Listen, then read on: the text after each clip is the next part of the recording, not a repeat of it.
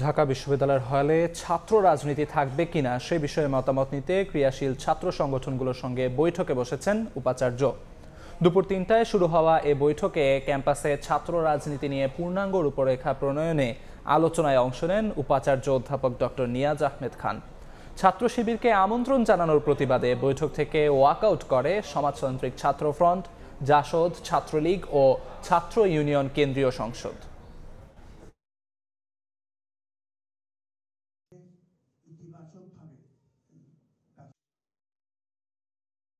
গণহত্যাকারী সংগঠন ঢাকা বিশ্ববিদ্যালয়ে তার কার্যক্রম পরিচালনার এখতিয়ার রাখে না।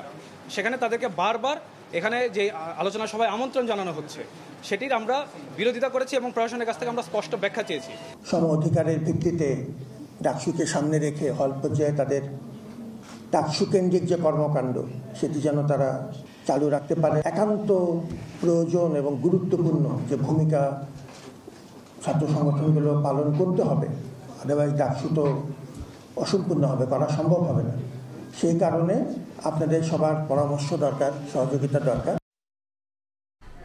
এই মুহূর্তে ঢাকা বিশ্ববিদ্যালয়ে আছেন সহকর্মী আদনান তুর্য, সরাসরি যাচ্ছি তার কাছে। বিশ্ববিদ্যালয়ের হল এবং একাডেমিক ভবনগুলোতে ছাত্র রাজনীতি নিষিদ্ধের ব্যাপারে ছাত্র সংগঠনের সাথে বিশ্ববিদ্যালয় প্রশাসনের মিটিং এখনও চলমান। দুপুর ৩টার দিকে এই মিটিং শুরু হলেও এখন পর্যন্ত সেই মিটিং চলছে। ঠিক কিছুক্ষণ আগে 10 মিনিটের নামাজে বিরতি দেওয়া হয়েছিল।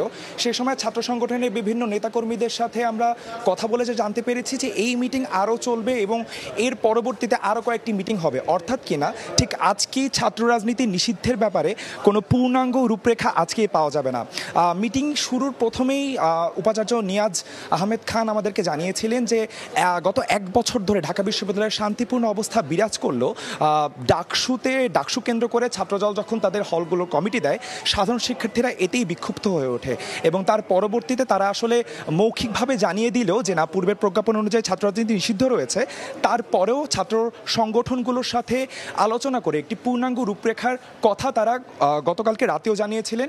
গতকালকে তারা একটি বৈঠক করেছেন, তারপরে কোনো সিদ্ধান্ত আসেনি এবং আজকে প্রায় 23টি সংগঠনের সাথে তারা আজকে মিটিং করছেন এবং ইতিমধ্যে আসলে এর মধ্যে 3টি সংগঠন ওয়াকআউট করেছে।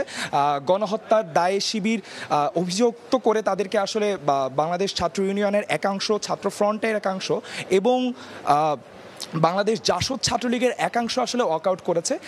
আমরা জানতে পেরেছি এর মধ্যে বাংলাদেশ ছাত্র শিবিরের যারা রয়েছেন তারা আসলে একাডেমি এবং হল এরিয়ায় তারা আসলে ছাত্র রাজনীতি চান না।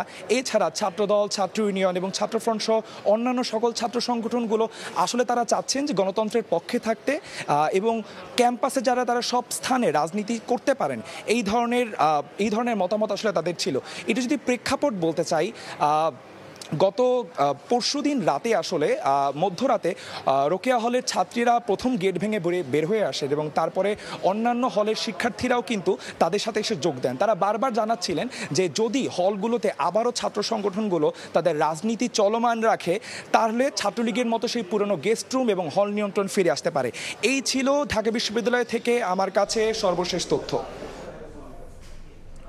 ঢাকা বিশ্ববিদ্যালয় থেকে সবশেষ জানাচ্ছিলেন সহকর্মী আদনান তুর্য।